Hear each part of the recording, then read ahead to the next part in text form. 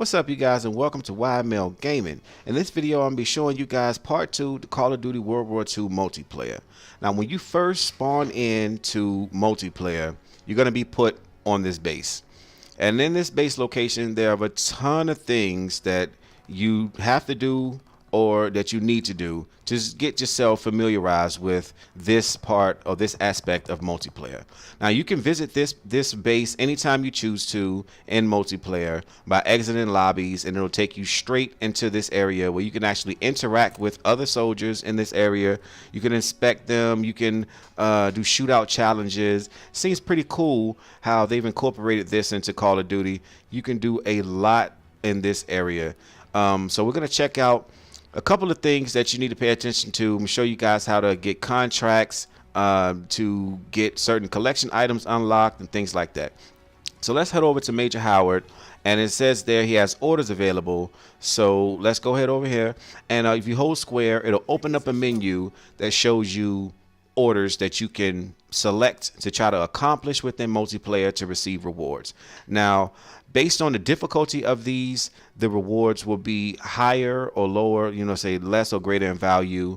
Majority of the harder rewards award you with rare supply drops. A lot of them give you armory credits, which is like your salvage and infinite warfare multiplayer. It's really cool that you can select up to 3 of these daily rewards and get those accomplished, and then you can select more. So each time you select an order, you can achieve this order, claim your reward, and then immediately go and select another order. Unlike other games where once you can only reach the capacity of selecting 3 orders or contracts, and once that was done, you had to wait until you could actually select more. But these orders constantly come. They come every 3-4 minutes. Some orders in their difficulty level, if they're weekly orders like these, they come every week. But the daily orders, they come nonstop, over and over and over and over. So you can just knock these orders out, get you some social score, get you credits in your account to purchase things in game. Seems really cool aspect. We head over to Quartermaster. Quartermaster is a little bit different because you actually have to purchase these orders. You can't just select them as you can from talking to the other guy. Now, when you deal with these 2 menus, you can select the contracts, and these are contracts based on also what you have to do in multiplayer. They give you rewards based off the difficulty level, but these things are timed. So that means if you really select a difficult contract and you do not get it done within the time frame that's allotted to you, you lose it. And you really need to make sure that your gaming level is up to the point where you can get these things done in the time that they allot you to complete these contracts. Now, these cost, as I've said, you'll see when you select each contract, it shows you how much they cost. So you gain currency in game and things like that. So you'll be able to purchase those as you gain more currency. Now, jumping over to the collections. The collections is a menu of items that you can purchase to finally achieve the main collection reward, which in a lot of cases are awesome variants of weapons that award you additional XP when you use them. So when you go down to one and select it, you can purchase it based on how much they cost. Some of them are really expensive. Some of them are ridiculously expensive. But if you want to get this main collection reward, you have to have unlocked every single collection item in that tier, which is pretty difficult. But the supply drops, they do award you collection parts, which is really cool. So you don't have to be dependent on solely purchasing every single item from out of this collection menu. It just would be extremely difficult if that was the case. So those are the contracts and those collections when you go over to Quartermaster. There's also a mail. You can go over here and select your mail, and if you have any mail, it'll tell you mail's available. They give you a payroll payout every 4 hours. You get 100 wages, so it adds to your total account, so you can go ahead and purchase things like that. It's pretty cool. You get 100 credits just for being in the game and selecting it. I've also gotten a mail because I completed the fireworks, Easter egg, and zombies, so I got a special helmet. There's another menu you can access that shows you how to put on special helmets and change your wardrobe and things like that. after the previous video, so be sure to check that out to see the actual player menu and see what you can and can't do within game. This is the active fire range. You can test out your weapons here. The moment you step down into here, it's green light go. You can shoot, throw grenades. Everything gets replenished when it's gone. Pretty cool area to test out the range of the weapon versus the kick and things like that. It's really, really cool that it doesn't take you away from the actual base experience, that you feel like you're still in a part of a base. You know, it's just the one area of the base. It doesn't take you away from playing and stuff. This is a really, really cool idea that they've done. The theater section will show you if you have new videos, just new content. They'll have like the MLG live streams there. They'll have news videos showing you what's new or what the developers wanted to add into the game. And just check that constantly to see if there's any news or anything that you might have missed or something that you're interested in looking at. Over here is your custom emblems location. I've already created a custom emblem from going to the player menu itself and creating them. But here you can craft emblems, you can upload emblems, and you can view the emblems. I'm assuming that it says coming soon because the game isn't currently active worldwide yet. But these are standard emblems. I did create my own YML Gaming emblem as I did with Infinite Warfare. And the special emblem is simply the beta emblem. If you participated in the beta, you will get a beta emblem and a beta calling card, and they go together really nicely. It look really cool. Right now I have on the beta helmet that you receive in your mailbox if you participated in the World War II beta, which is really cool. So you can see the guys that actually played or didn't. The rest and relaxation is cool. It costs you 10 credits to play these classic games. So if you just want to kick back and play the games, you can. I'm not sure if I would spend my credits on playing these games. These games are, you know, classic games, but for the most part, I think I'm going to hold on to my credits and use those on something else. Here we have the leaderboard section. It'll show you the current standings in leaderboards in the game modes, different game modes in World War II.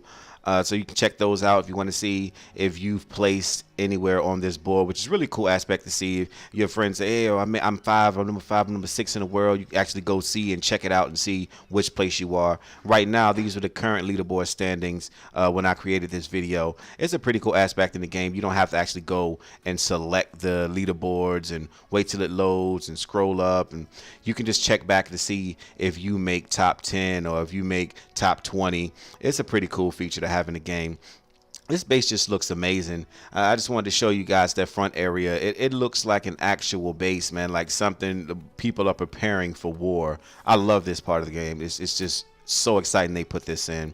Now your gunsmith is where you can actually upload paint jobs, view paint jobs, and craft paint jobs. Similar to Black Ops 3 with the paint jobs, we'll be able to make our own custom camos and things like that. I can't wait until that becomes active. Prestige your weapons through here once you've actually gained your weapon level up to maximum level. Here's the 1v1 board.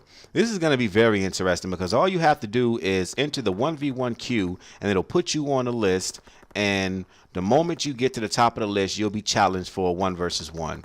Now it says into the pit, so I wondered what that was. Around here you will see down into the pit.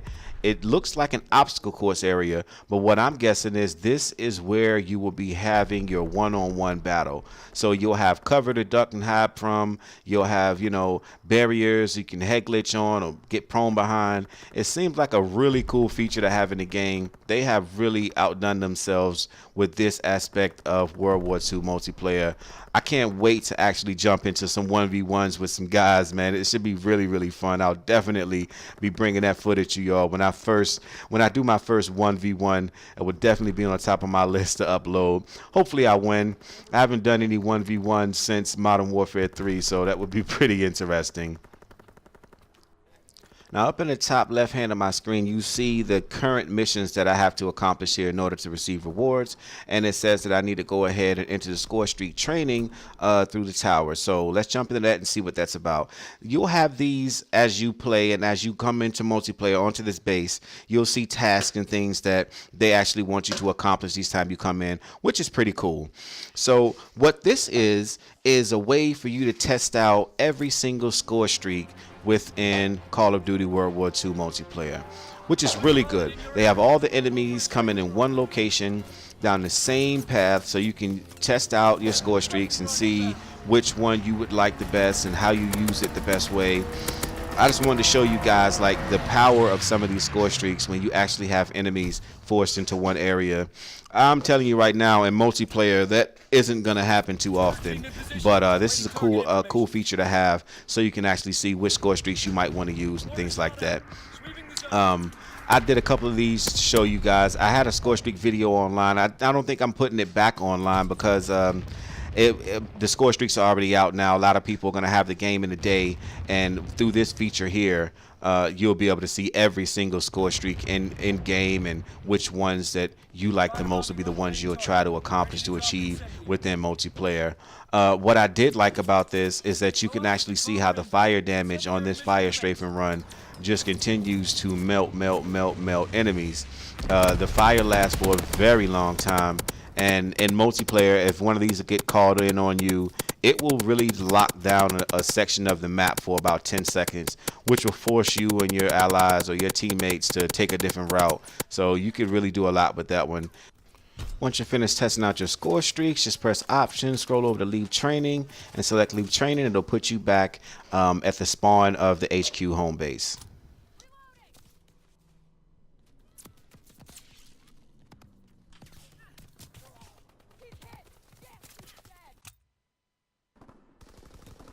Now that we spawn back into the base, what we're going to do now is go ahead and finish this other task, this other challenge that they have for us to do. We have to purchase a collection item from the Quartermaster. So now you guys can see what I mean by the cost of these items in the collection. Some of them are just ridiculous. So just really hope that you can get some out of supply drops, because the credit cost is, in my opinion, a bit extreme in some cases. So I wanted to go ahead and purchase something that's going to pertain to a weapon that I plan on using. And I've actually gotten a couple of unlocks from supply drops and things like that. And these are the cost of every single one of these collection parts. They don't really get too expensive until you get to the very top. It won't even show you what it is. I'm assuming that 8,900 credit cost must be something outstanding, because that is just an extreme amount of credits. I went to the SVT40 because I am definitely going to be using that game primarily in my infantry division, because I loved it so much when I was playing earlier. I haven't unlocked it online yet because unfortunately it is a prestige weapon. So you just go to anything in that weapon collection class and select it and purchase it, and there you go, you own it. Another really cool feature when you're in this base location is that when people call in supply drops, including yourself, they actually fall from the sky onto the base, and you can actually see what that person has received in their supply drops. It is really cool to actually see what someone else gets, so you can kind of see if it's equal when you open your supply drops. Are you receiving similar rewards and things like that?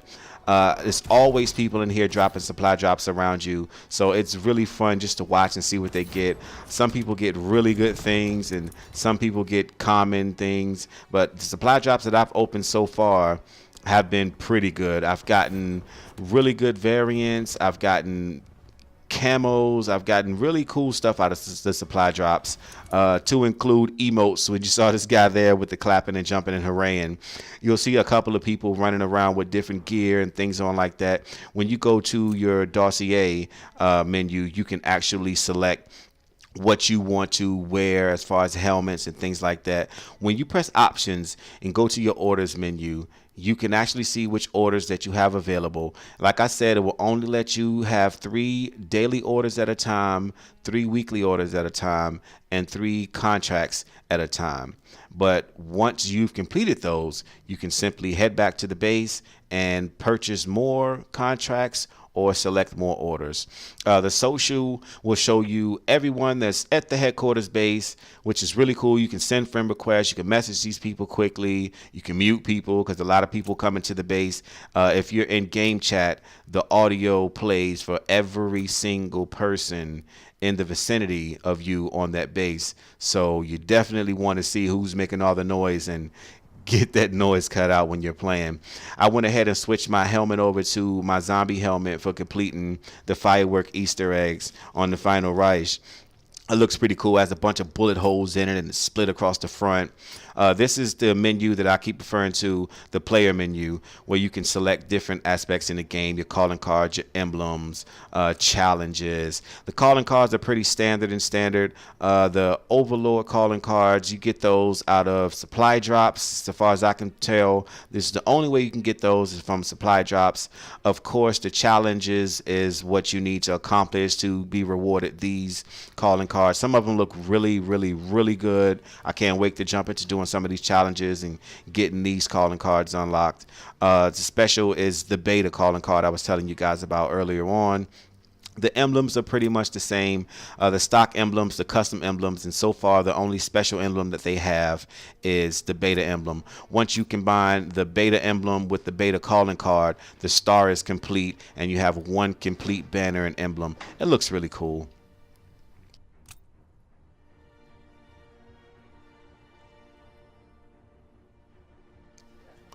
Heading to challenges, you can then see all of the challenges you need to accomplish in order to unlock the mastery calling cards. I just wanted to show you guys the calling cards. They look really cool. Some of them look fantastic in my opinion.